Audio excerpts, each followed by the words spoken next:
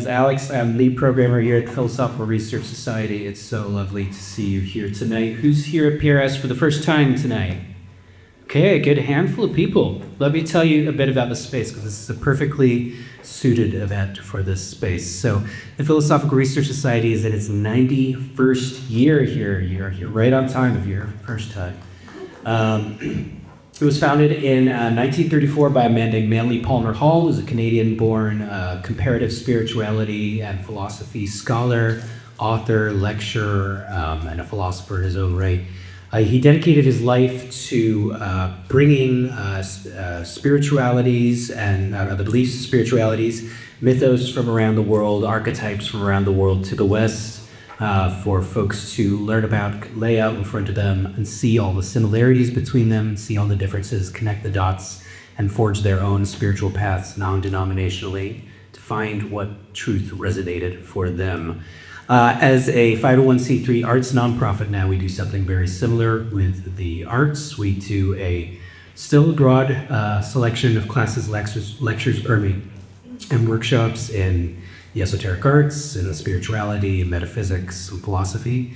But we also offer things like Buto dance workshops and monthly comedy nights. We have theatrical performances here, puppetry performances. I'm the film programmer here. We do everything from experimental film on 16 millimeter to documentaries and concert films and animation, all sorts of stuff.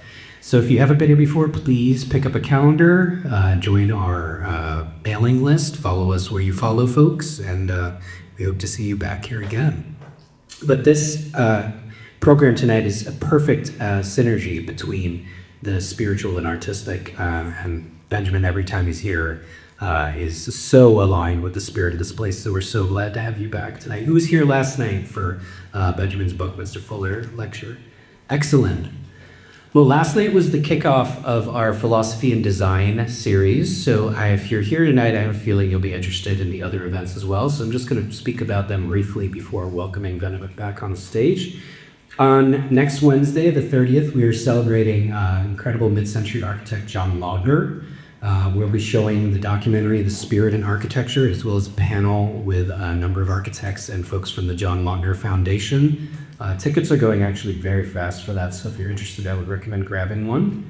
On May 7th, following Wednesday, we have a presentation on Paul R. Williams in Southern California and Nevada, hosted by Jana Ireland, who's going to be talking about her project on the work of this legendary architect who, if you're not familiar with his work, if you've been to LAX and you've seen that floating restaurant there in the center, that is one of Paul R. Williams' works, among many, many others.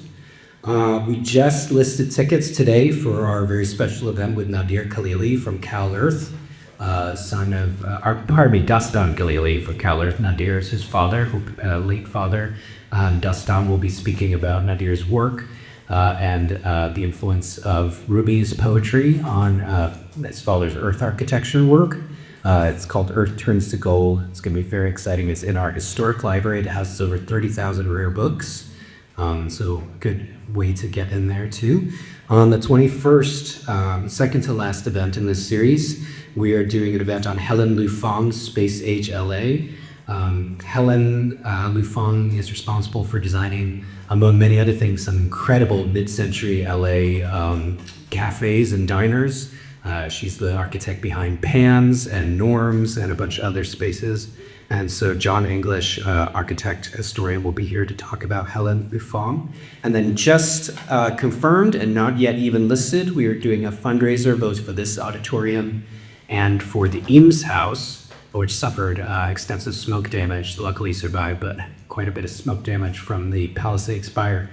We will be showing films of Charles and Ray Eames here on May 28th with conversation with Charles and Ray's grandson, Eames Demetrios, as well as some other folks up on stage. But now, leading to tonight, we are very, very pleased to welcome Benjamin back. Benjamin Lowder is an artist based in rural Illinois and works as director of the geodesic dome that Buckminster Fuller built on the Southern Illinois University Edwardsville campus. Lowder also serves as a board member for Buckminster Fuller's historic dome home in Carbondale, Illinois. Lowder is an alumnus of SIU, which is the university where Fuller was employed as professor from 1959 to 1975. He's an incredible artist, which you'll see some of his work today. Would you please welcome to the stage Benjamin Lowder?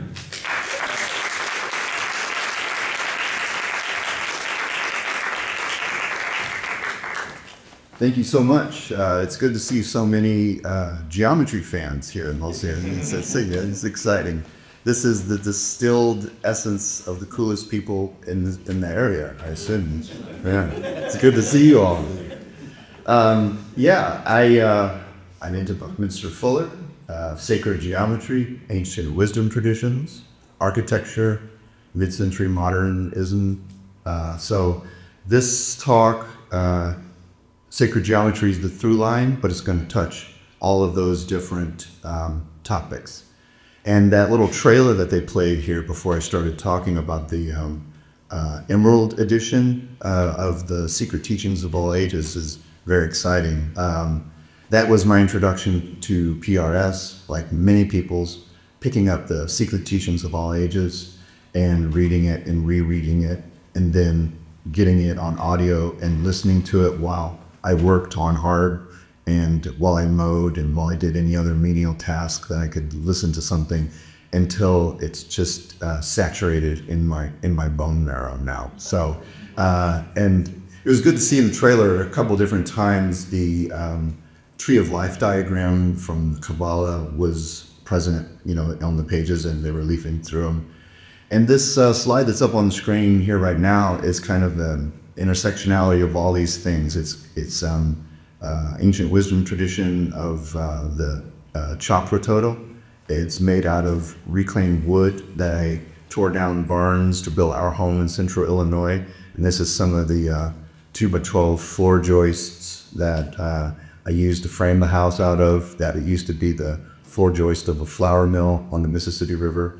And it is a flattened out geodesic array, where you can see that hexagon at the top nested into a pentagram with a pentagon, and then it repeats again below it, so there's two of them there. And that little unit of geometry also maps perfectly with the Tree of Life diagram, coincidentally enough.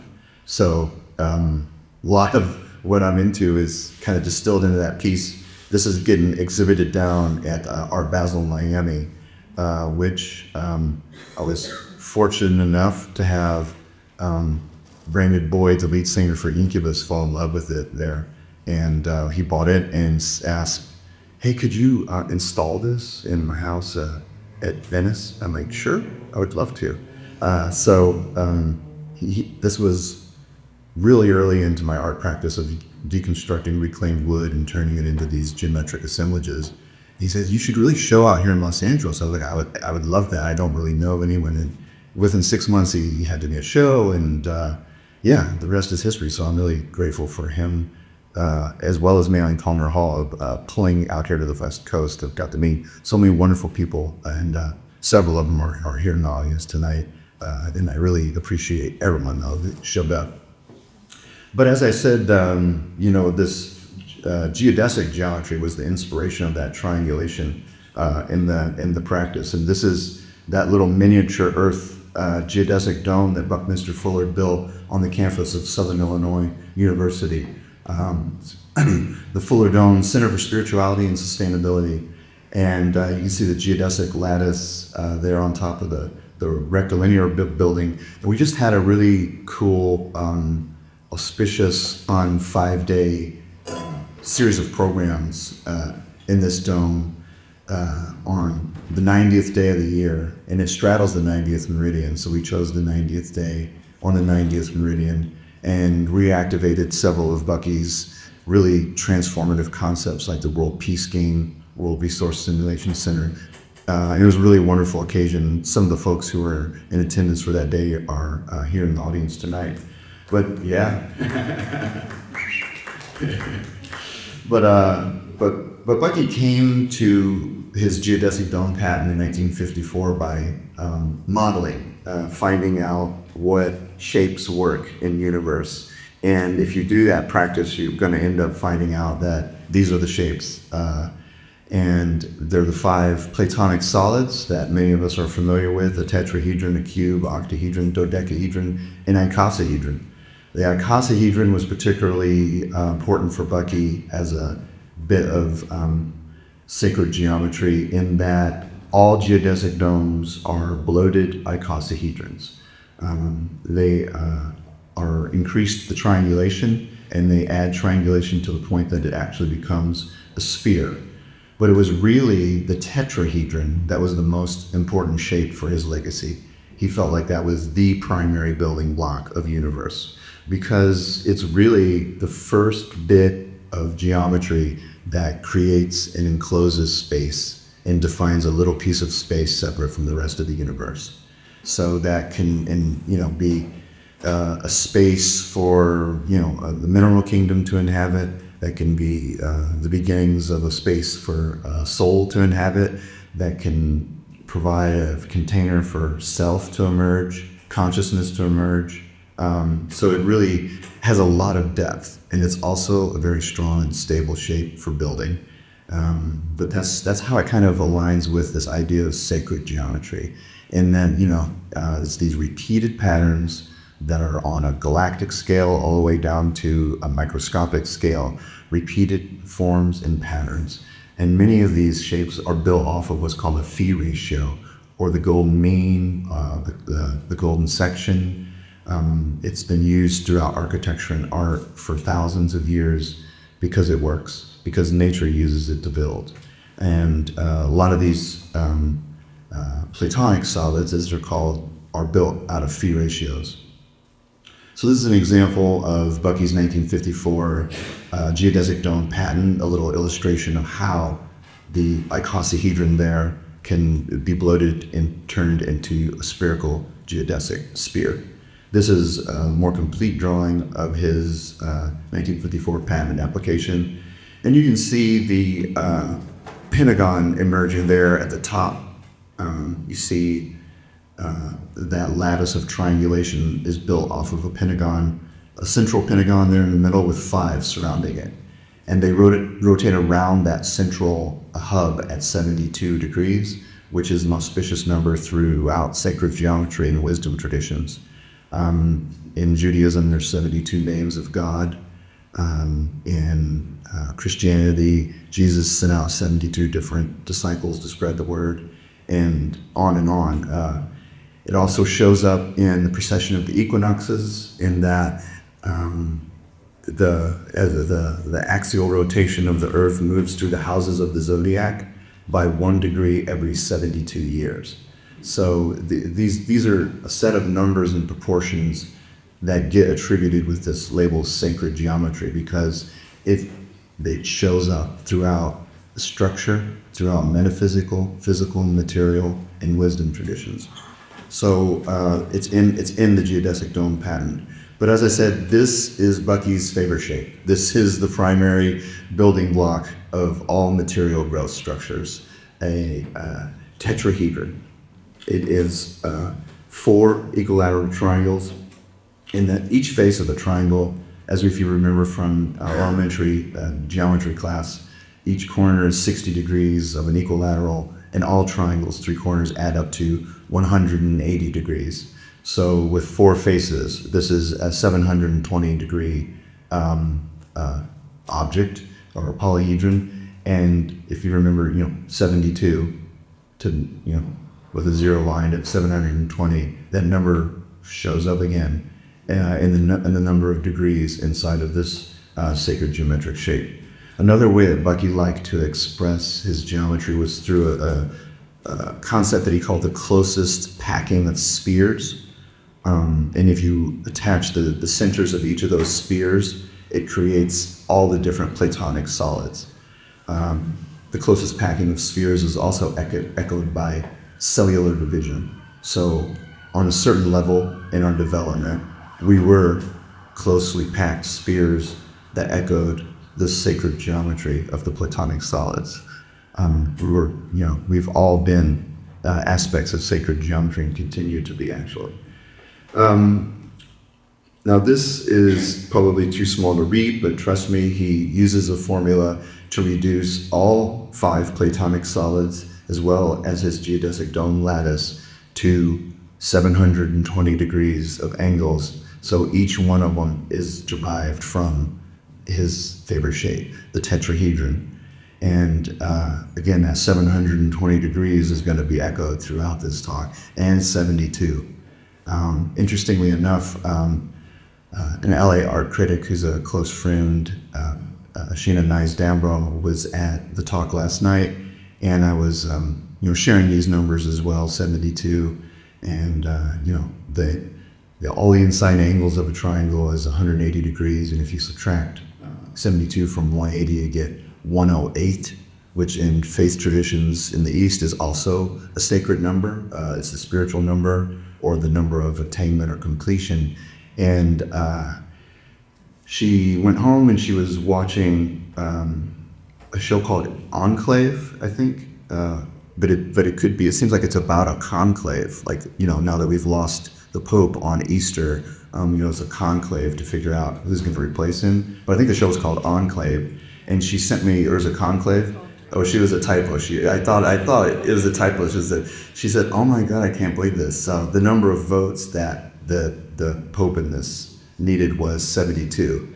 And she sent the screenshot with it, the 72 underneath of it. And then just an unrelated thing, one of the cardinals was asking of the secretary to make copies, and she's like, "How many copies do you need?" And he says, 108. So obviously these things are, aware of the writers of this show. But she said, I just can't believe it, because like as soon as she left, she was watching the show and these numbers were popping out. So this is what Bucky specifically said about the tetrahedron. The tetrahedron is the minimum system of universe, and it turned out to be then omnitriangulated. And we found that structures are always triangulated. Structure meant triangle, and triangle meant structure. There were no other stable polygons. Therefore, tetrahedron turned out to be the minimum structural system of universe. Also, in continuing in that vein, a key aspect of Bucky's ideas, and also of Carl Jung's in some ways, and sacred geometry, and just building in general, there's an insideness and an outsideness when you build. And there's an insideness and an outsideness to us. And that's like the basic system of universe. Like the first time cell wall would have dropped around a cell, there's the inside of that cell at that point, and then there's the out. There's everything else in the universe. And it feels very kind of important at this point, especially kind of in our human evolution, to kind of integrate this insideness and outsideness, which tends to create a little bit of selfishness, possibly, thinking, well, that's not me, but that's an absurd illusion, of course, because we are all connected and we are all one. And if we're able to possibly kind of integrate the duality of this insideness and outsideness through recognizing that they're one and the same, it could go a long way to transmute and transform the current kind of crisis point that we find ourselves at globally. And that also kind of jives with a tradition that's expressed here at PRS and was a favorite of Malcolm Corner Hall's, which is alchemy or alchemical transformations. That part of that transmutation is that you integrate polarity, and insideness and outsideness, or me and not me, is probably the bedrock first basic polarity that we all experience. But it's also what architects do. They create an insideness and an outsideness. And one of the most exciting things about this region's architecture that popped up in the mid-20th century was that it blended the insideness and outsideness. It was like, you could flow right outdoors, and in your California ranch home, when you import that to Illinois, it didn't quite function so well, but it's still fun aesthetic to aspire to. So, Bucky and Manly P. Hall weren't alone in this idea of integrating polarities to transmute, and the alchemists weren't either. In the Gospel of Thomas, Jesus said that when you make the two into one, and when you make the inner like the outer, and the outer like the inner, and the upper like the lower, you will enter the kingdom. So that's kind of where we're at. We've got to integrate these polarities of me or you. It doesn't have to be me or you, because that's just an illusion. This was an illustration in Buckminster Fuller Ann's book, The Woman of the 19th Century, Margaret Fuller, America's first feminist. In the 1800s, she was a feminist. She was an abolitionist. She was an environmentalist. She was an incredible woman, unsung hero of American thinkers due to the sexism of the time. You know, she was the editor of the Dial, which is the Transcendentalists' paper, where you would have the likes of Ralph Waldo Emerson writing, and she would have been teaching at Harvard like the rest of them if it wasn't for the sexism of the 1800s. But she would hold talks in drawing rooms around Cambridge, and those transcendentalists would show up, and she would intellectually best them and send them on their way. But she had an obvious, deep understanding of this concept of integrating of polarities. This Ouroboros, snake eating its own tail, surrounding a hexagram of the polarity of black and white, integrated into one, hexagram with the up and the down, the masculine and the feminine. It's all right there in that piece. And it really kind of echoes some of the alchemical texts here at PRS. This is an illustration from a medieval alchemical text that actually ended up in the Getty's collection. Some of the rarest, oldest books that were here are now in the care of the Getty, and thank God it didn't get burnt in the recent fire. It came very close, but yeah, you can see the triangulation, the sacred geometry, all echoed in this long human tradition of trying to transmute, transform, shape our future through getting in alignment with universal patterns and getting in alignment with the patterns of nature. If our endeavors are aligned with the universal pattern, it'll turn out well. It'll be sturdy, it'll be aesthetically pleasing, it'll be efficient, it'll seem like it's blessed because it works well. And that's just what living in alignment with sacred geometry, building in alignment with sacred geometry will provide. Again, here's Bucky with a series of different models expressing the triangulation that he was so fond of. And this was kind of his mantra, that triangulation is the nature of nature, with this little doodle of this tetrahedron there. Now this is just kind of fun because it's a triangle-shaped alchemical text that Manly Palmer Hall is browsing there. And this was purported to belong to Saint Germain. And this is an extremely rare book, and it's also in the care of the Getty. But yeah, they knew what was up to make the book triangle. So yeah, and this is Manly P. Hall's quote: "The triune world is a threefold form of one supreme divine intelligence."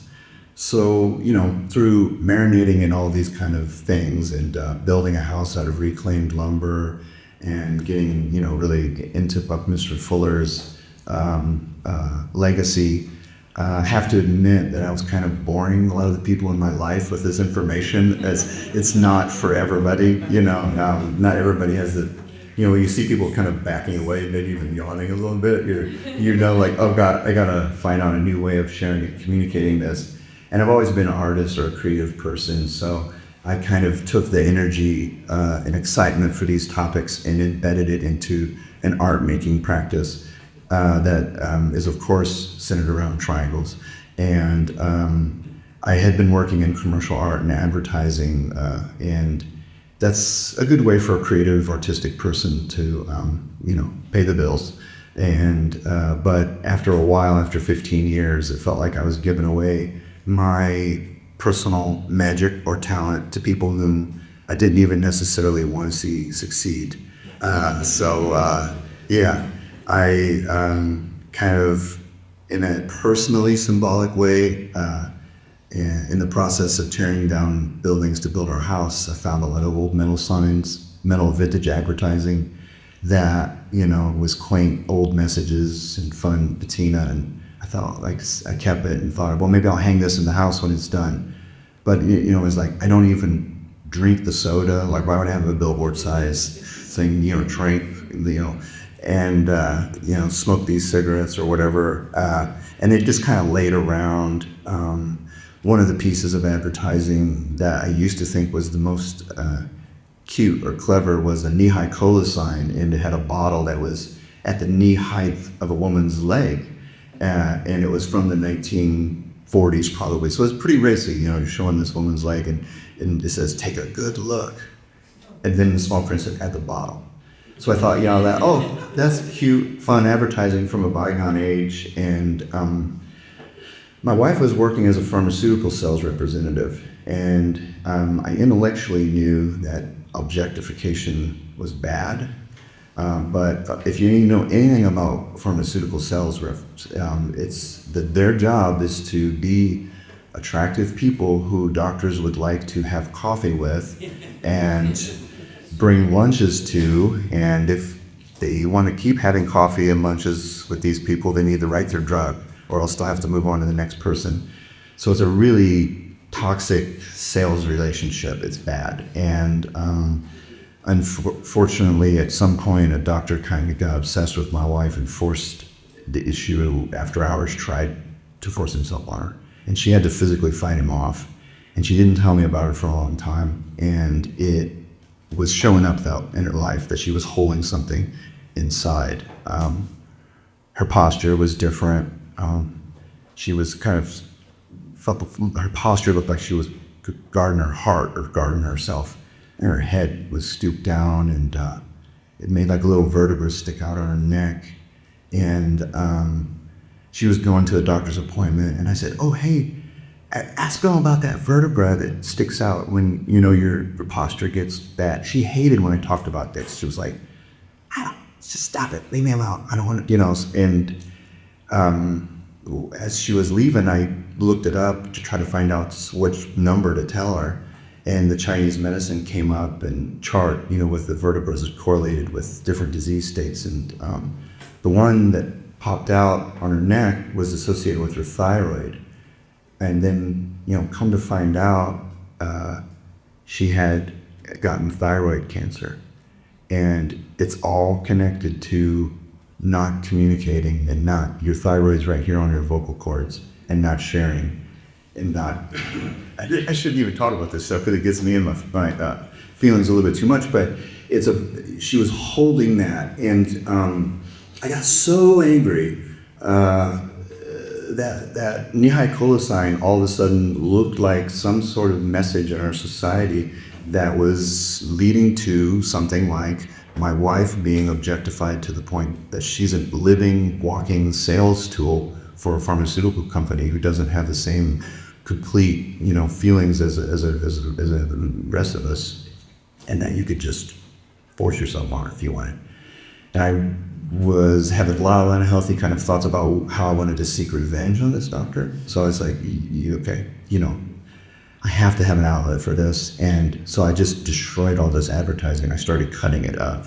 And so I thought, well, I cut it into triangles. And so then this practice kind of came out from that point, and it was like, I'm not doing advertising anymore. I'm an advocate on behalf of Bucky and wisdom traditions. And so personally it was like, on one level, I'm not making advertising anymore. But then it felt like, wow, our culture and our society makes a lot of crappy decisions based off of consumer messaging. So it's like we need to move off of this kind of consumer vibe.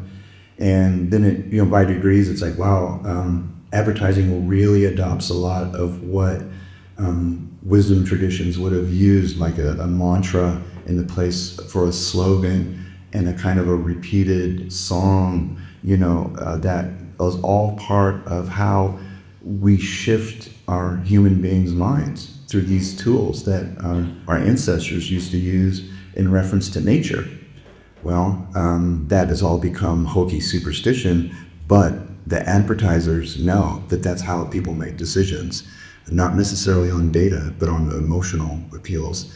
And it all really clicked, like, wow, okay, we got to reclaim these values on behalf of things like sacred geometry and wisdom traditions. So chopping up the advertising became something that was done with a lot of like intention. Cleansed it with sage, cleared it, cut it, keeping a kind of a certain mind frame to make it neutral, that it was new material to become something else. And that felt like alchemy. That felt like a transformation. That felt like a transmutation. And of course, the shapes echoed all this stuff here in PRS, and it's become my practice, my way of navigating the world. And it really all kind of happened after we built a home out of reclaimed wood in a mid-century modern style. I'm not an architect like Bucky. Bucky wasn't an architect. I drew our home plans in Adobe Illustrator, which is a graphic design program that I've been, using to do logo design and things. And I sent it to an engineering firm, and they made some tweaks, and they stamped it. And I got a home loan based off of it for construction loan. I know that probably couldn't happen in Los Angeles with the building codes and things, but it happened in rural Illinois, and there it is.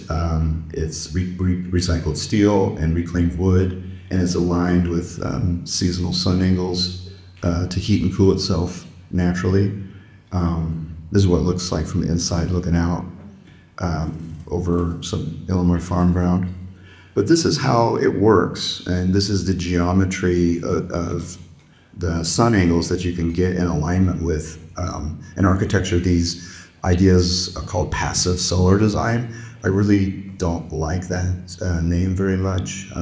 Passive just seems so passive, this is really a lot cooler than that. But so I aligned it with the solstices, so that on the winter solstice on December 21st, sun penetrates deep into the house and strikes dyed concrete and masonry so that it stores the sun's rays. And there's ratios that you can figure out. The amount of surface area receiving sunlight to the amount of windows that would lose the heat that's stored overnight, so that the amount of stored heat will make it through the night into the morning when the sun starts shining on it again. And this was how our ancestors built before heating and air conditioning. They had to consider nature. They had to get in alignment with it. They had to be a part of it. They had to be integrated with it. So it makes your mental health well too, to live in a place that is in alignment with the geometry of our nearest star. It's really a magical thing. And on the summer solstice, on June 21st, no direct sun comes in the house. And you crank open some windows there on the floor, cold air sits on the floor, and I had a lot of not full height windows, and the thermal dynamics move the heat across the ceiling. Those are the details about the solar mass and storing heat. So those alignments with the sun, had the dust off knowledge of the old Pythagorean theorem to figure out how long to make that overhang to shade it on the summer solstice and let the sun come in on the winter. So the geometry in alignment with nature, informing human-made creation, made it turn out efficient, made it be aesthetically pleasing, and it really cracked my head open, like, wow, this could change everything. And that was when I started boring everyone in my life with this information. In doing the research, like, this is how people built, this is BC building style. A lot of the information that you would find, like researching it, was about, temple building, and there was something that was called a phi ratio, or a golden mean, that was used in a lot of sacred buildings. And I thought, well, that seems important. I didn't understand why necessarily, but I thought, well, any aesthetic choice for the house, I will use this phi ratio, or a divine proportion. And this is how you would calculate it. You drew the line, and that perpendicular line to it, you get those two different line segments, A and B.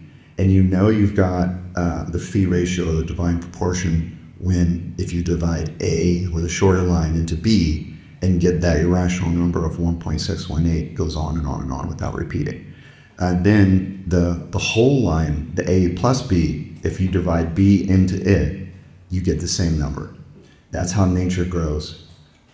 Branches of rivers, branches of our circulatory system, the spiraling of galaxies, the spiraling of water in your sink, the veins of tree leaves, the array of rose petals, seeds on the head of a sunflower, you name it. This proportion is how nature grows. This is a natural growth structure. So this is it taking up another dimension. So you got the volume of boxes now. And that was, this little ruler is how I made aesthetic choices for the house. Where to put the chimney. Also, I kind of like, well, where are the important areas like the water and fire and eating areas in the house? I positioned those within the house at feet ratios. Like the main sink is on that axis. But that's what it looks like from the outside when you would, it worked. People, regardless of their background, hillbillies, rednecks, fancy people, art critics, like, looks good. Well, that's the ratio at work. I can't even take credit for it. That's the creator's hand at work in creation and just echoing it. Now, this is a series of phi ratio boxes, like I'd shown in a previous slide, that you can start stacking up together. And in a similar way, you divide them into one another in a series that starts to create this network of phi ratio related boxes that you can then connect with a spiraling line that then has a phi spiral that is the spiral that is on a galactic level all the way down to a subatomic level. So it's not just a linear thing, it's not just a box thing, it's curved. Now, this was a book that was in Buckminster Fuller's personal library that got donated to the university. 3,500 different titles that we went through, and I just really like this one of the nested pentagrams inside of pentagons, because it evokes a very important aspect of sacred geometry, this kind of fractal nesting from the galactic down to the subatomic, with human beings somewhere in the middle as kind of this mediating force. But the human body is also built entirely out of phi ratios. Like the knuckles on your hand, like the small knuckle into your second knuckle is a phi ratio. The bending of your fingers to your wrist to your elbow, the whole proportions. And we associate aesthetic beauty with adhering to the phi ratio. Symmetrically balanced things, bilateral symmetry is aesthetically pleasing to us evolutionarily. And it's interesting too that things like scales of justice, even our ideas of right and wrong, a balanced scales of justice, bilateral symmetry is also kind of informs us subconsciously on a lot of levels. But the pentagram and pentagon are interesting shapes, like I said before. They're built out of the 72 degrees, but they're also, the planet Venus aligns between the sun and the earth at 5 points on each planet's rotation to create this pentagon or pentagram. Some people theorize that, the founders of this country used the pentagram in our national symbolism based on this, because a lot of them, like folks like George Washington, for all of their shortcomings, were in Masonic lodges that were keeping some of this tradition alive from, Egyptian, Semitic, Greek times when we weren't so distracted with technology that we watched the heavens and, measured and tracked them. Of course, and it wasn't just that region of the world. You go look at the Olmec civilization and the Mayans. I was lucky enough to go to Chichen Itza before they closed the pyramid, or you can't walk on it. Like in the early 90s, there was a free-for-all down there. And they had, it's dangerous, but it didn't feel like we should have been crawling all over these artifacts. But We did get to go into a place that's called the observatory, and it was this kind of like stone silo that had a domed roof with a hole in it, and it had a little staircase around the perimeter, interior of the silo, and you go up into this room with the domed ceiling with the hole, the opening about this big, and there's just barely enough room to stand around this circular stone table in the middle of the room beneath the hole in the ceiling, and there's a little like 1/4-inch lip around the edge, and they put water in there, and then it reflected the night sky. So they weren't doing this. They were standing around. I got chills when I heard this and standing in the space, because you just like see these like, philosopher, geometer, priests from, the Mayan civilization looking at the night sky in reflected pool of water. And what they would be able to do would be like put a little indicator of like where Venus was, and then it would move, and then they put another one, and it would move, and they put another. So like, how'd they do it? Well, it wasn't the ancient aliens, it was them and their wisdom and their awareness of, universal patterns. So, you end up with understanding things like this. And of course, the pentagram is built out of phi ratios. Like if you divided the pink line into the blue line, that you get 1.618. And if you divide the green line into the red line, you get 1.618. So it, as an object of sacred geometry, adheres to the way nature builds. 1.618 is one of these fun, also little funny coincidences. Southern Illinois, which is a place they refer to as Little Egypt, due to the fact that there was a mound building civilization there, and it's a land between rivers, kind of like the Nile. Going in the city at the end of Illinois is Cairo, which they refer to as Carroll. It's practically abandoned. But the area code for that region is 1618. And if you go across the Mississippi River to St. Louis, it's 1314. So it's phi and pi on either side of the Mississippi River. And that's where the east meets the west. And that's also where the north meets the south. And it's the confluence of all the water in the nation from the Rocky Mountains, between the Appalachian and the Rockies, all come right there. So it's got some mojo. That's where the dome is. So it's interesting. It's just one of those little coincidences. Again, there's the pentagram and pentagon, further evidence it's all built out of phi ratios. And it's a key part of Buckminster Fuller's geodesic dome geometry. That's his house in Carbondale in the 618 area code. You can see prominently on the side of it, there's a pentagon, because it's a bloated icosahedron, and the corners of the icosahedron are pentagons. This is another idea of Bucky's, these 6 principles of motion. They also explain planetary bodies, spin or axial rotation, orbital rotation, which would be us going around the sun, expansion and contraction, breathing and respirating. That can also be termed as involution and evolution, which would be, in the current model for how the universe happened. You have the Big Bang explosion coming out, that's evolution, and then it goes around in a toroidal energy field, and then it eventually comes to a big collapse, which would be the involution point. It just continuously cycles like that.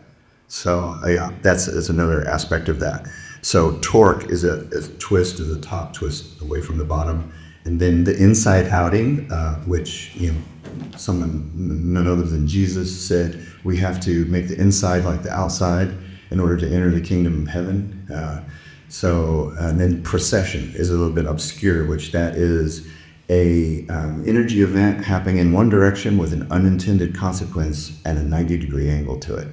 The famous kind of example of it is a bee seeking nectar of flowers also pollinates, but that wasn't its intention. So this is a helpful, useful thing in looking at the cultural landscape. People are doing things that seem possibly destructive, but they may have an unintended consequence, 90 degrees, to their what the objective they thought they had in mind. And also it relates to planetary movements and sacred geometry and the precession of the equinoxes. Like I mentioned, it moves 1 degree every 72 years, and 2,160 years is how long it takes to move through a house of the zodiac. The birth of Jesus marked the age of Pisces, which is why the fish is associated with him all the time. And the fish that gets drawn to associate with him is actually a sacred geometric shape called a Vesa Pisces, which is the overlapping of 2 circles to create that kind of Venn diagram shape that is the fish, that they write the word Jesus in. But, his whole life, I don't think it's diminished by the fact that it is mapped onto ancient wisdom traditions about planetary movements and sacred geometry, because, the sun surrounded by 12 disciples, or the sun surrounded by 12 houses of the zodiac, is one and the same. And the idea that, he went into the tomb for 3 days and then emerged, and resurrected. It echoes the winter solstice, when in the northern hemisphere, the sun, winter's happening because the tilt of the earth has the sun farther and further and further away from us. And then on the winter solstice, which is sometimes the 21st or the 22nd, it stops. And it sits there for 3 days. And we weren't sure that thing was just going to keep going away from us forever. And we would all just die in a frozen, earth. But it stops on the solstice, and it's in the tomb for 3 days. And then the sun returns to us on December 25th.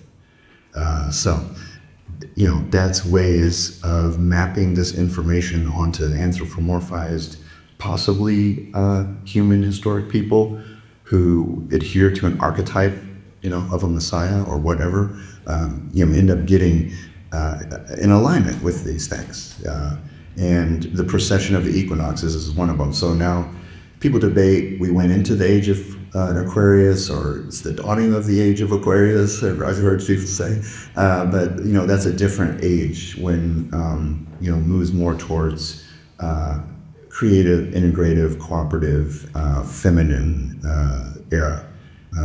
And it can't get here soon enough if it's not here already. This is another illustration from that alchemical text that echoes Bucky's drawings of the closest packing of spears, which this is the closest packing of spears to create one of his favorite shapes, that was the cubo-octahedron, or the dodecahedron, which can transform into any of the Platonic solids, or the key ones, not any, but it can go from the cubo-octahedron, it can twist and go into the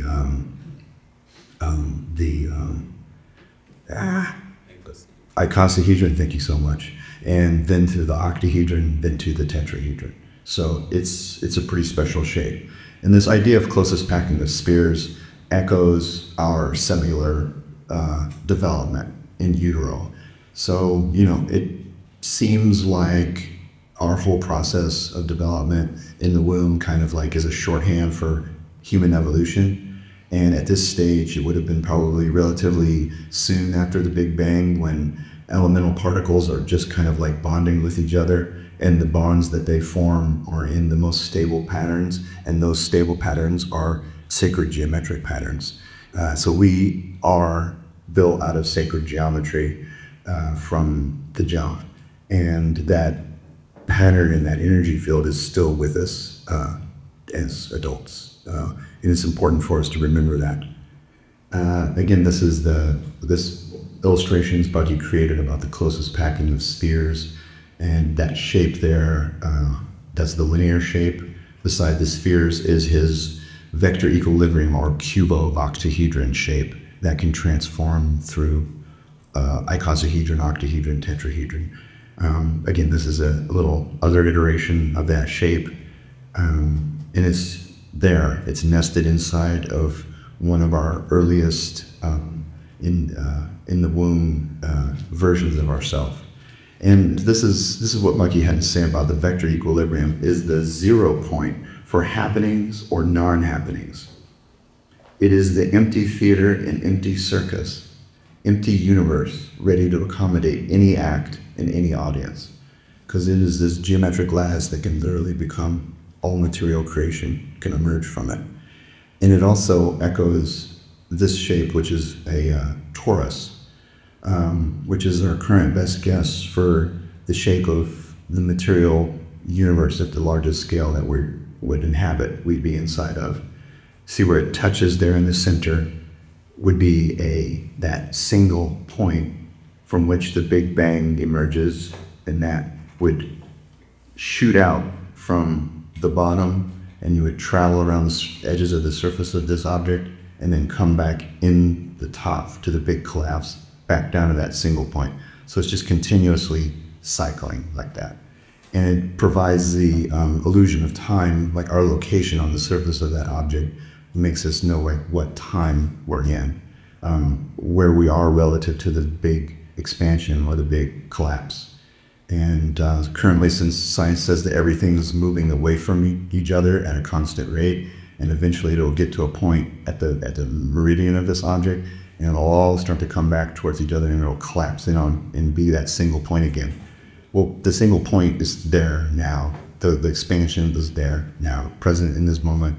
The collapse is present in this moment, all indicated by this shape, which is called a torus. And these are some little doodles that Bucky did of different expressions of the torus.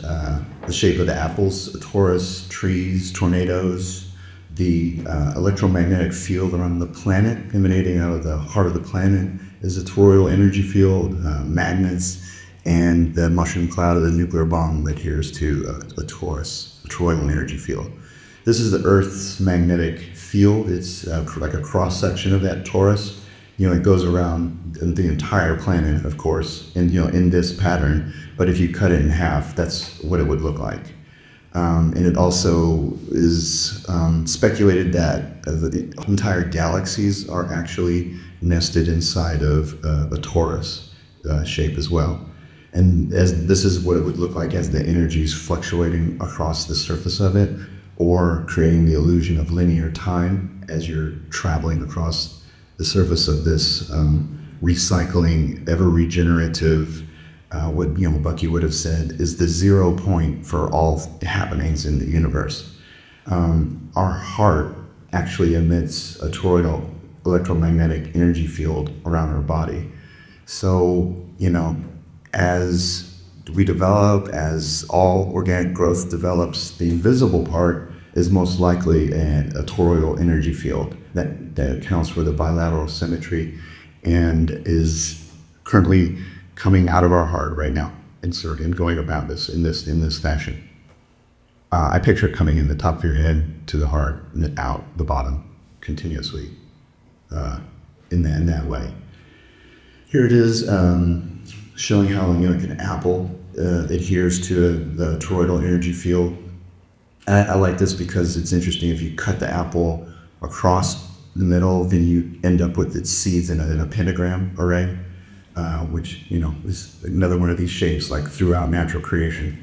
And the apple has so much resonance, so much symbolic meaning in our culture. It is the forbidden fruit that we ate of to be like the gods, that Eve in her heroic act said, "Go, yeah, eat it."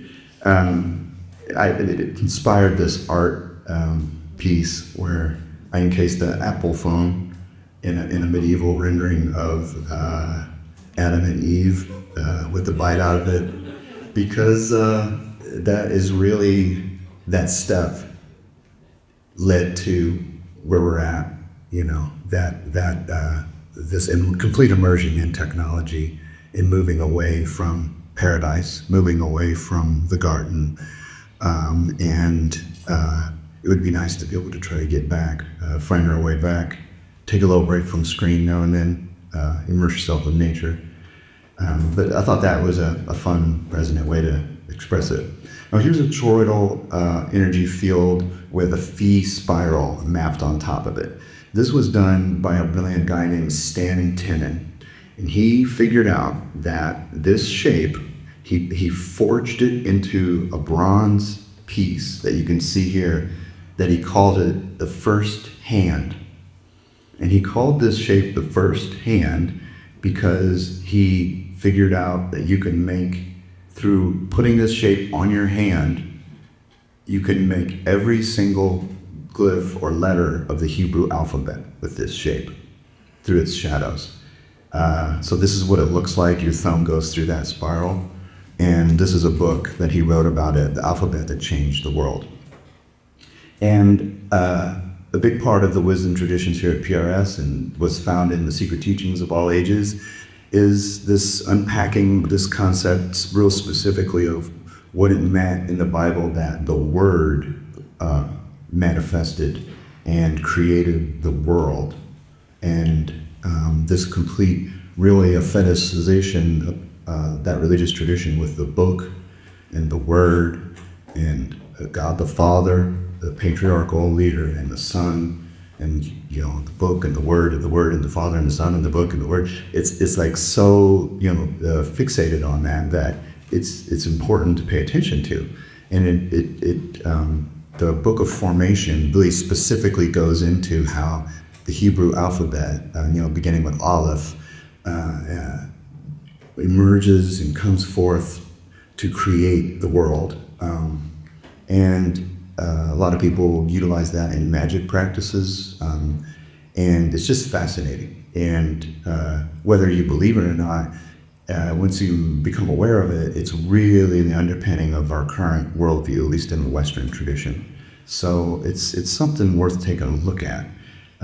This is little illustrations that's kind of hard to see. I know they're kind of small, but it shows the hand gesture with that thing, that object you call the first hand, making all the glyphs of the Hebrew alphabet. Now, I was doing my art practice and listening to Manly P. Hall, as I said, and I had this table, and I used the Hebrew glyphs and what they attributed to, because I was kind of like taking notes. Like if you would have bought art from me at this time and had plywood backing, you'd find these notes on the back of it as I was marking. But I was trying to do it consciously and emulate the way that was outlined in these sacred texts, like the Sefer Yetzirah in the Book of Formation and the Book of Splendor. But it was always odd to me. I'm like, one, actually deconstructing language. I'm cutting words and letters apart in this advertising. And but I felt it was significant. And then I came across this book by Leonard Schlein called The Alphabet versus the Goddess. And this book really gave me a great perspective and shed his light on what I'd been doing, I guess, intuitively. He's a brain surgeon, knowledgeable of the brain, and he took a Mediterranean cruise, and they went island to island, and the same story got repeated over and over again. This used to be a temple to the goddess, and then after Christianity, they built a church on top of it. And over, this was the story on his tour. And he got to wondering, like, okay, so what, this all happened at the same time? What happened? What went on? And it was right around the time that phonetic language structure replaced hieroglyphic language structure. And that our use of phonetic language, where you have a little symbol that represents a sound that the human voice makes, and they're lined up linearly, and you have to follow them like this in order to derive meaning from it in a linear, progressive fashion, has been like the operating system on our brains and changed human evolution from that point forward. And it's shifted us towards left hemisphere thinking, which is traditionally the masculine hemisphere. And it accounts for right-handedness in our culture. And the left hemisphere is that logical, linear, everything gets attributed to masculine thinking. So it's by no coincidence that an operating system for the brain reinforced patriarchal power structures. I mean, that's what phonetic language structure did. Because when we were looking at a hieroglyphic, it had multiple meanings all at the same time. and it integrated both hemispheres of the brain. And it referenced the world outside of human beings. It wasn't a human mouth sound being represented. If it was a bird, it meant bird, or it meant flight, or it meant freedom, and it actually depicted something outside of humanity. So it kept this integrated with the world. So this is a profound book, and I was chopping up letters. So then I lead into it, I'm like, I am deconstructing the phonetic language structure that's caused an imbalance in our culture towards left hemisphere. And the ironic thing is, my name's Benjamin. Benjamin in Hebrew means son of my right hand, or seated at the right hand of the Father, which, if you know in that Western tradition, the right hand is proper and good and best. So that means like best son. Ben is son, and Yamin is on the right side. And they even characterize the left-hand path as the devil's path. I mean, like, my wife is left-handed, and she remembers her grandma, don't use your left hand. That's the devil's hand. So it's like, that's the right hemisphere of your brain. That's the feminine hemisphere. That's the intuitive hemisphere. It's the creative hemisphere. So, I don't think there's I think this stuff happens organically. You know what I mean? Like it emerges organically in a way. Or if there's an extra dimensional being that, made a covenant and gave the language to people and said spread it and you'll be able to be done, and then, that's a theory as well. So this is what the deconstructed letters of advertising end up looking like. That's one version of it in the art practice. This is what I was describing with the brain science, what the hemispheres actually handle. So the right is your emotional, spatial, creative, dimensional, and then your right hand or left brain is writing and language and science and math and logic. So it's good we need to integrate, these two things, just like the inside and the outside. Integrating polarities to make it forward as a species. Use both hemispheres of our brain. It's all kind of like part of the same effort. Now, this is a piece that I made after reading that book that I decided, I'm going to use what I learned through this Secret Teachings of All Ages and this mystical Judaism to use those tools against the lawmaker in that book, or what people may refer to it as the demiurge, like an extra dimensional being that has some sort of stake in what goes on in this planet. And so I used that language system. I found this paint signs at Colony Paints. I didn't cut it up. I thought, I could just use these symbols to subvert the meaning. So it's called Decolonized, and thinking of like that phonetic language is like the mind colonizer. And I got deep into this, and so much so that I scared myself. I spooked myself out while making it. I was like, what am I doing? Like, I don't want the wrath of whatever this powerful entity is, is going to come on me. I got superstitious, and I was raised Catholic, so it was in me, it's like, so I need to take a break. And I was going to go to lunch, and I was leaving my workshop, and then there was this little buzzing sound, and I was thinking, I heard this like zzz, zzz, and I was thinking like, I want to kick that hornet's nest. And like, that's right on cue. That was funny. And then I was walking out, and I was like, wait a minute, that might be like a frayed wire or something that could like burn this shop down while I'm eating lunch. I was like, I need to listen and track this down, like this little zzz, zzz, zzz. And I found it was coming from a pile of sawdust. And I looked down and dusted off the sawdust, and an Egyptian scarab was in the pile of sawdust. Okay, so, yeah. It felt like the keepers of hieroglyphic language culture and goddess culture were like, we're good, you're good, we got you, don't worry, keep going forward, because it's this is the same beetle in every picture. There he is, kind of dusty, or she, and cleaned off a little bit, and then it curled its legs under it exactly the way those Egyptian amulets did, and it just chilled out there for a while. While I was doing this, I was making this show for this place at the Hansel Gallery, and it was an exhibition that was going to happen here. And at the same time, the book publisher Taschen was reissuing a different version of The Secret Teachings of All Ages, a big, huge version of it. And when I got here, they're like, "We got the Taschen books, do you want to see them?" And this was their design. Yeah, so there's meaningful coincidences running through. And this is what part of this title of this talk was Testimony on Living in Alignment with Sacred Geometry. And that's testimony of how meaningful coincidences arise to give validation in aggregating like large patterning that's beyond our sensory capacity, and using little symbols like a scarab beetle to make sense of choices and directions.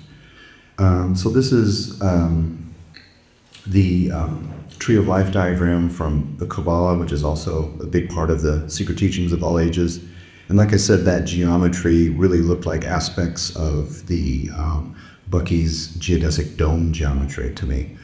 And that little unit of geometry, I turned into some mandalas that we put into the Fuller dome. That was a good kind of for our sound healing events and things we did there.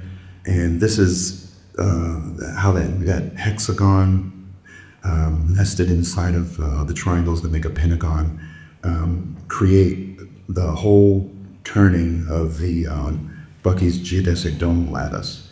This is a building that I did an art installation for on the campus of Southern Illinois University. It's called Bucky's Haven. It's where, it's on the campus where he taught. Again, this is that diagram. This is that matrix of geometry that connects the mundane human level with the large divine level of existence through what are called cephalot. And when I was doing graphic design to promote Bucky's legacy and replacement of, the other business entities that I wasn't necessarily wanting to support anymore, my job was to redraw his geodesic dome geometry. And I saw that the Tree of Life pop out of it at me. And so I laid it over the top of it, and it hit all the vertices. The Sephirot hit the vertices. And of course, I knew that they rotated at 72 degrees around that central pentagon at the top, and they make every single vertice in his house. And then I turned it into art, whereas this is made out of advertising. I think those might actually be some of the pieces of that knee-high koa sign. And then this is also kind of a piece that references the three pillars that are inside of the Tree of Life diagram. Here's some more reclaimed wood, vintage metal signage, geometric assemblages. The largest one there is called Sun Moon Download, and I was working on that and couldn't figure out what to do with it. And I realized eventually that it was about the eclipse that went over Bucky's house in Carbondale, Illinois in 2017. A solar eclipse transited from around, the southeast of Illinois, the southeast of the United States, like up to the northwest. And then it felt auspicious, it felt important, and I made that piece as kind of a tribute to it. This is Bucky's house, and some nerd standing out there pointing at the eclipse, man may not be me. And the really wild thing was that in 2024, another solar eclipse happened, and it transited across the country in the opposite direction, and they crossed over each other right just south of Carbondale, Illinois, where Bucky's house was, where I went to school, where there's a national forest called the Shawnee National Forest. that was such a huge draw for me to go play and adventure in that forest as a college student, that my grades suffered from it. And as you zoom in, like that's the actual crossing point. And it's at this place called Cedar Lake. And that was a location when I was 18 in college as a student there at SIU. One day we just rode out on mountain bikes off campus and let's go out into Chamonix. And we had like a jug of wine, no water. I didn't even have a shirt on, no flashlights. But we were just gonna ride out and then come right back. Well, we found all these cool rock formations and these from a cave behind a waterfall, and we were like exploring all this stuff, found all these turkey feathers, and we're just having a grand old time. And then it got dark, and we're on the lake cliffs, and we have no flashlight. I mean, you couldn't see your hand in front of your face, so we would be in risk of like walking off a cliff at any moment. So we're like, we have to stay here all night, and we did. So I get migraine headaches, and I'm a little fragile in that department. Like I need to drink right, I need to sleep right, and so this was totally dehydrated, totally sleep deprived, and it was like we were in a cave behind a waterfall, and it was like the accidental ingredients to make like a vision quest, and this really wild thing happened to me in the middle of the night there. I won't bore you with the details, but it was like really, really important to me. Involved like, I was like just stuck. I was like catatonic for a while. And there's like flashes of like past life memories of getting burned at the stake, and like wild stuff flashed through my brain.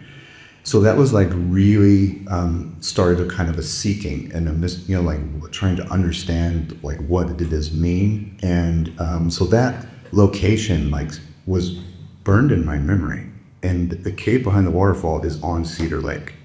So I don't know what that means. It could be just a coincidence, but it was material for art inspiration. And I did these eclipse totems, I called them. So that was in honor of the second eclipse. Those are just old telephone poles with pieces of sign mailed to them, and old pieces of farm equipment and flywheels, and it was a way to like use my art practice to like mark and honor that auspicious occasion. And that's what it looks like here in the Hansel Gallery. So, like I mentioned, that area just has mojo in it. It's this Little Egypt. That X is right in the middle of Little Egypt, also called the land of Goshen. And the land of Goshen is like the part of the Nile in Egypt where it was set aside for the Hebrews. So, these names were given to it by, European settler types who were into, Freemasonry. They projected this meaning onto the landscape. And one of the other things that they did, there was an indigenous cryptid, like a mythical creature painted on the bluffs over the Mississippi River near St. Louis in the Southern Illinois region, and they call it the Piasol bird. And they painted over it and kind of evolved it into this creature, and like all this kind of legendary grew up around it. It's basically human face kind of thing with a beard, horns or antlers, and wings. And this was like the lore of the indigenous people had this encounter with this thing called the Piasol bird. And my wife's actual school, their mascot is the Piasol bird, this crazy creature. They even have a big version of it in the end zone that smoke shoots out of its nostrils. I went up to Chicago to a place called the Oriental Institute at the University of Chicago that looted artifacts out of Babylon in the 1800s, right around the same time this place was getting called Little Egypt. And there's this figure there, a beard, human face, horns, same exact posture, wings. It doesn't have hooves, but it's called a alumnus, and this came from Samaria, and it's something called a tetramorph, combination of 4 different creatures. And the Louvre actually came to Chicago and cast this one because they have the other one at the Louvre. And this is the casting of it. And there's one that matches it on the other side of the door. I got to go visit them in 2015. ironically, right about a week after the terrorist attack in Paris in 2015, where people who were destroying Babylonian artifacts in the Middle East, ISIS went to Paris and shot up the Bataclan at that Eagles of Death metal concert, and we went anyway, and Paris was empty, so it was amazing. It was great. That's Gilgamesh there beside the Lamasu. But this is a tetramorph. Anybody remember tetra? Tetrahedron? Four corners, four creatures.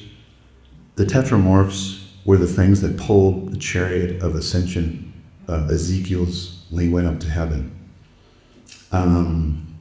So it seems auspicious that the land of Goshen or Little Egypt has that piasal bird, as they call it, painted in the region. And also within the mystical Judaism tradition, this object, which is two tetrahedrons, one up and one down, is called the Merkaba, and this echoes the energy field that's around the human body and is thought to be that chariot of ascension that you would, there's even, I'll mispronounce it, but like the Yorde Merkaba, or the Merkava riders who are able to like move through ascension through activating this energy, the field around human body. And of course, it also kind of overlays with this torus. This echoes that same geometry in it. And like I mentioned, I get migraine headaches and things, and I started this kind of breathing practice where I would, if I was starting to feel like I was getting a migraine, I was into this shape. So I would picture like, when I breathe in, I would breathe in this shape into the top of my head. And then when it got to that small point in my heart, it'd be time to exhale it. And then by the time it got to the meridian, it'd be time to inhale again. And that little circle there is at the crown of your head. And then through doing that, it guaranteed to relax you. And part of the mechanism of migraine headaches is that you get too much blood around your brain. Picturing a shape bigger than your physical body moves your circulatory system out to your extremities. So it took away my migraine headaches, which I had been suffering from since I could remember. And the other thing while doing this and visualizing it was like, oh wow, this is the same pattern, comes out of the heart of the planet. And where it comes into the top of the planet in a circular pattern, it creates the aurora borealis, or the northern lights up there, where the particles of the sun are interacting with this energy field. That must be the origin of the idea of a halo around the top of your head. So this feels like a kind of a halo activation even. If you're an imaginative person, you can picture aligning yourself with this sacred geometry, with this universal patterning. It promotes good health. It promotes good mental health. It activates your halo. And it just kept deepening from there, because then I thought, oh wow, when babies are born, they have that soft spot at the top of their head that's almost exactly the shape of where this energy would come in. Like, does that need to stay open for a while, because of this? Is there a correlation there? And then, as you can see, when this gets animated, it spirals. It's actually a spiraling thing. And at that location too, our hair comes out of our head and spirals. So we're sacred geometry. We're in alignment with sacred geometry. And if we do and act within it consciously and deliberately, through our creations, through our thoughts and ideas, what we do will be blessed, it will be anointed, it will work out, it will be efficient, it will be aesthetically pleasing, it will be stable, and it will, in Bucky's words, make the world work for 100% of humanity through spontaneous cooperation without ecological offense or disadvantage to anyone. And that was his mission, and it's a good mission and mantra to kind of keep in mind, that if we align ourselves with the universe, things will work out. That was what I wanted to share with you all today. Yeah.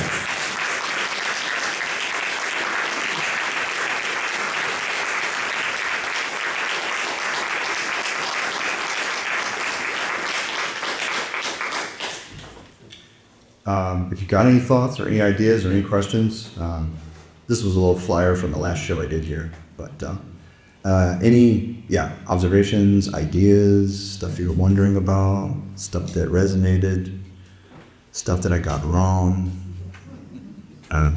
anything? Yeah. This is kind of a pragmatic question from the very beginning of your talk, but why was it necessary for Buckminster Fuller to get a patent on something that is a mathematical reality? Well, I get that. He patented it, and through the money that he got off the patents, he spent annually virtually 100% of it traveling and lecturing at universities. So he felt like it was a means to spread the information, the funding that came in from that. It wasn't a move to amass wealth at all. No, I Yeah. didn't see it as that being a motivation, but how could he need patented? Oh, well, it's so, Mathematics, it's like Yeah. saying I could have patented 1 The- plus 1 equals 2. I'm sure every single patent can be reduced to math. You know what I mean? The U.S. Patent Office is so proud of that patent, in fact, that it is in the courtyard. Like, there's a geodesic dome in the U.S. Patent Office's courtyard with all the millions of patents that they have in there. So, but I get what you're saying. It's confusing, but yeah, they'll. It's not a question, but in response to that, later on he did patent specific building systems that he used. So he went on from there and I put this together this way. So he has hundreds or something. He has many patents. Yeah, 30. Each time he built something, each time he built a new dome, he used slightly different fields mechanism for the joints, or he would get a new patent. Yeah. Anything else you triggered by this talk? Yeah. I was curious. A word that I heard you speak to it, particularly your closing statement. But I never really had to say the word like harmony, where I feel like a lot of the stuff kind of like lays the groundwork for like the ease and the anointing and all that stuff. I'm coming at this from a perspective of doing energy work and kind of, I didn't do very well in that, but everything you're saying, I'm like, oh yeah. So I'm just curious as to how you view that term. Harmony, yeah. I could have and should have easily used it on every slide, probably, And, with more time, you can get into even how music correlates and resonates with this, and, the resonance of sound shapes the material world, and then through like cymatics. And so you're definitely, through sound, creating harmonious shapes. And point well taken.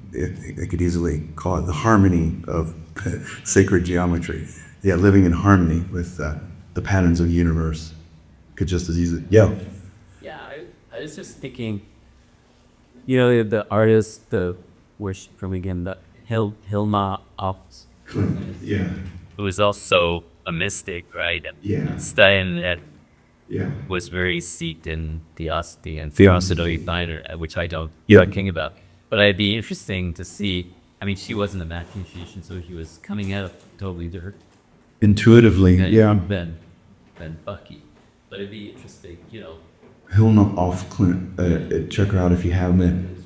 She, her paintings look like mystical diagrams, and like you said, she was a theosophist. She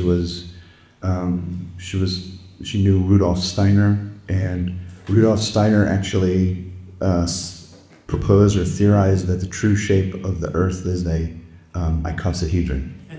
There you go. Yeah. So, and Bucky turned the Earth into that icosahedron for his Dymaxion map pattern. So it's all there. It's interesting because she had this vision of creating a temple for art or something, which was supposed to be in a spiral building, and ultimately her work was displayed in the Guggenheim. So Wow. Yeah. Wow. She has almost like a prophecy. yeah. Very cool. Yeah. Super. I was glad that he brought in Santana. Many people don't know about him. I found some weird bootleg video of his in the 90s, and I was like, whoa. Yeah. And I love him so much. And if you listen to his early lectures, he always jokes about the torus fields and saying it's the bagel theory of the universe. Especially with his connections in mystical Judaism. Yeah. Put a smear on that bagel. He did too, yeah.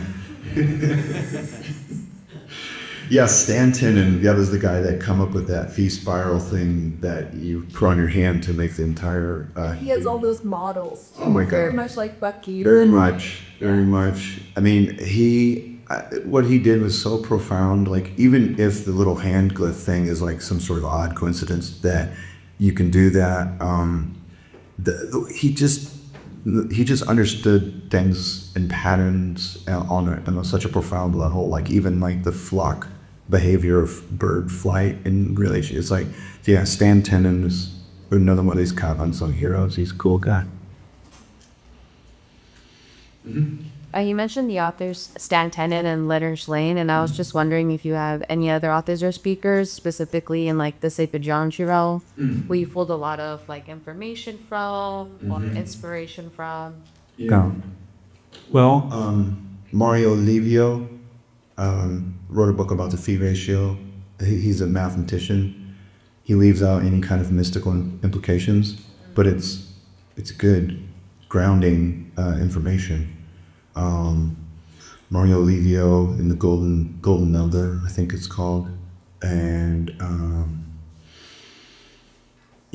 Bucky's books are hard to read. The language is like dense and oddly phrased because he was trying to be so exact that it's almost undiscernible because it's not how we talk. But Critical Path is a great Bucky book.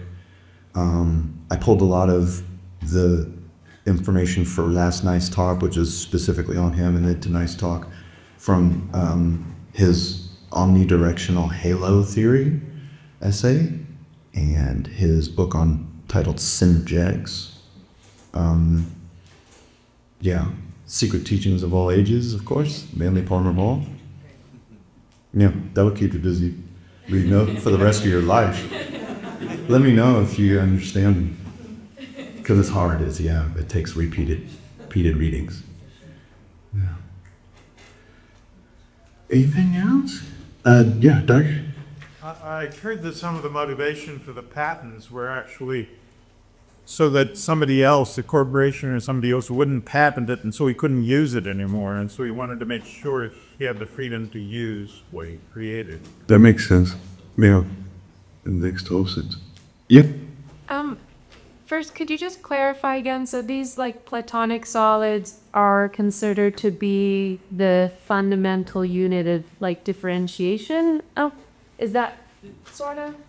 I think you could definitely say differentiation. Or Because if an aspect of the unmanifested source of things wants to differentiate itself because it has a longing to show up in material expression, that it needs a stable container to do that in. So the differentiation container for, self to manifest inside of, or begin to, or, again, if like human evolution is a recapitulation of the entire evolution, like, really early post-Big Bang, particles are aligning, starting to create structure and organization by vectors of energy that have the least amount of effort to, enclose space. And that these are them, where all the lines are equal length, all the faces are equal, and all the interior angles that build them are equal. And these are the 5 shapes that do that. Of course, you don't like look around in the world and like see these actual shapes, but they're the building blocks on the subatomic and cosmic level. Adheres to these proportions and patterns. But differentiation is a valid thing to call on. Like in structural evolution, like there'd be a point there'd be a second point, and there'd be an energy event between them, and they'll these line.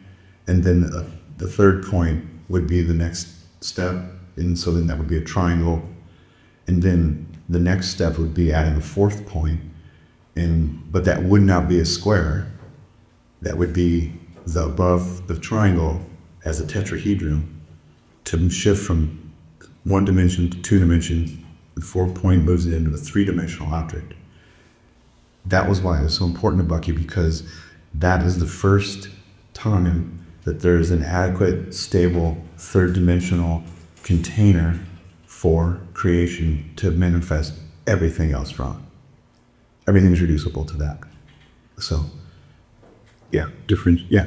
But then the second part to it then too is, so would those be sort of our abstraction of more like spherical, like, I don't know, opposite thing in me, the goddess and that almost of like, we don't see the linear forms in nature, and it seems like the spherical and the toroidal like precedes this, and it's almost like an abstraction of it. Does that make sense? Like, is Yeah, and fair to say? the thing is, you would get to the spherical geodesic lattice by increasingly triangulating the faces of what would begin as a tetrahedron.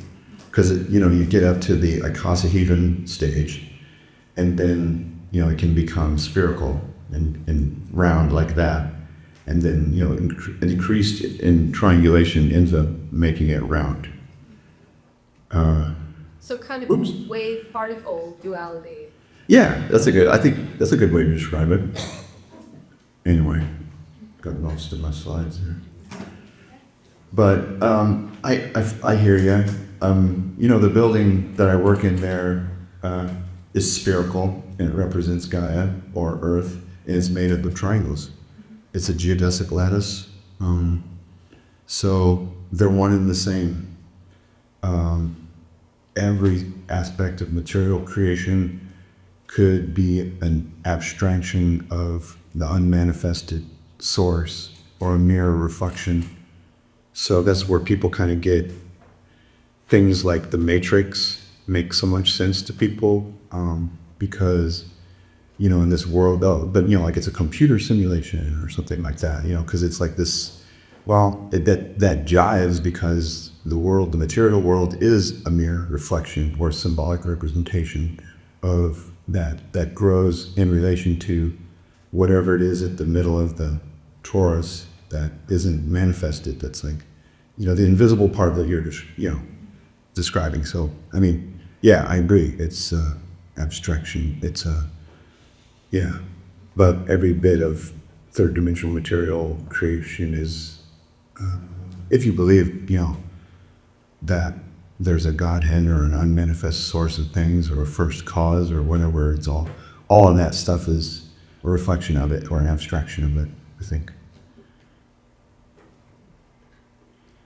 Yeah. I just wanted to bring up I like the number 3 a lot. Oh, cool. No. The Hegelian dialectic, the way of saying so. Yeah. I just saw, I was looking at, I was trying to make sure that I knew the parts, but thesis, antithesis, synthesis. Yeah. And then there's like a top part that I didn't realize that they have now. Yeah. Anyway, so let's just stick with those 3. Yeah, great point.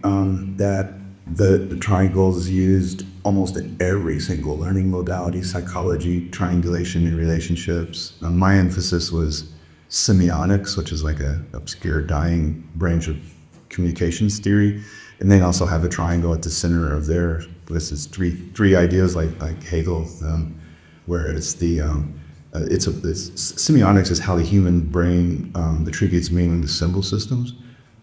So it's useful for like logo creation and stuff like that. But you have a sign and a signifier, the thing being signified, and then through that relationship, a thing called an interpretant arises, which is the peak of it. It's like the human attribution of meaning between the sign and the thing being signified, or the signifier and the signified, so yeah, like the triangle, yeah, it's everywhere. surveying, land surveying is all both, of triangulation. And it is kind of magical in that way. If you land survey and you know this point and you know a second point, you don't even have to measure the third point, because you know that all the degrees of angles inside the triangle add up to 180 degrees. So if you have two, the third invisible point reveals itself on a landscape as through land surveying and triangulation. Yeah. Interesting. Well, last call. Thank you all for coming. I really appreciate it. Hope to get with you all.